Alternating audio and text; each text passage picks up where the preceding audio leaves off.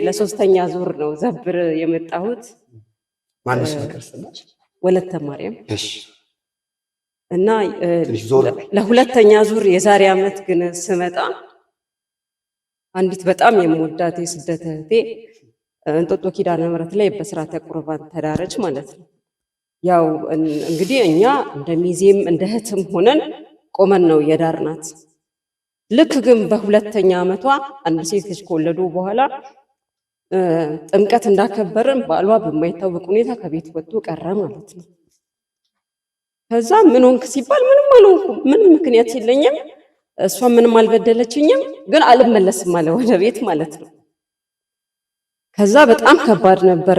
የተበደልከው ነገር አለ? በሽማግሌም ሲጠየቅ በፍጹም ምንም አልሆንኩም፣ በሷ በጣም መልካም ሰው ናት፣ ግን ትዳሬን አልፈልግም አለ። ከዛ ቢባል አድካሚ ስለነበረ እኔ ብድግ ብዬ ዘብር መጣሁና እዚህ ቦታ ላይ በዚሁ ማህበር እዚች ቤት ነው ያረፍነው። እዛች ጥግ ላይ ነበር ትዝ ይለኛል። እንዲሁ ጸሎት ካደረግን በኋላ ጥያቄ ስለነበረኝ ያልተኛው ሌሊቱ ሙሉ ማለት ነው። እንግዲህ ዘብር ማለት መልስ ከሆነ የእህቴን ትዳር መልስ አልኩት ማለት ነው። መልስ በቃ በክርስቶስ ስጋና ደም የከበረን ትዳር የት እንዳለ አይታወቅም በወቅቱ ማንም በቃ ፍንጩን ሊያውቅ አልቻለም። የት ነው ሲባል ከጓደኞቼ ጋር ተከራይቼ ይላል። ቤተሰብ ስናጠራ ቤተሰብ ጋር አይደለም የሚኖረው። ከዛ እኔ ምን ብዬ ሄድኩኝ? ከዚህ ሲመለስ የት እንዳለ ማወቅ እፈልጋለሁ። በቃ ቢያንስ ልቤ እንዲያርፍ እኔም ስላለሁበት የጋብቻው ምስክር ስለሆንኩኝ ያስጠይቀኛል በሰማይ ማለት ነው። ስለዚህ በሚገርም ሁኔታ ልክ ሄጄ በሳምንቱ የት እንዳለ ታወቀ።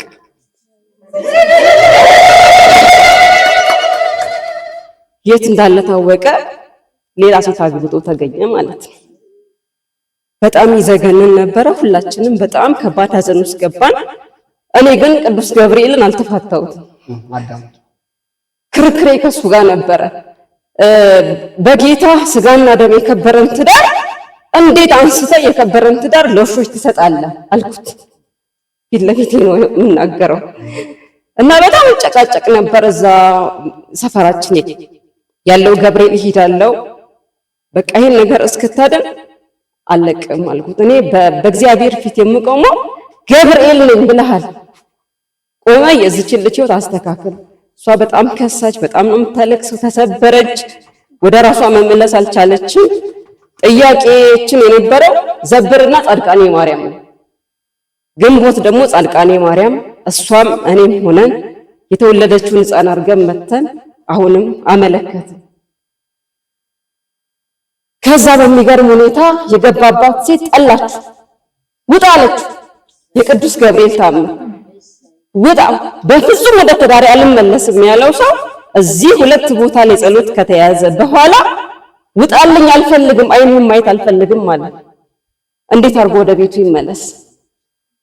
በሽማግሌና በብዙ ሰው ሲለመን እምቢ ያለው ሰው ጥፋቴን አላምንም ንስሐም አልገባም ያለው ሰው በራሱ ጊዜ ወደ ቤቱ ለመመለስ አንዳንድ ምልክቶችን ማየት ጀመረ።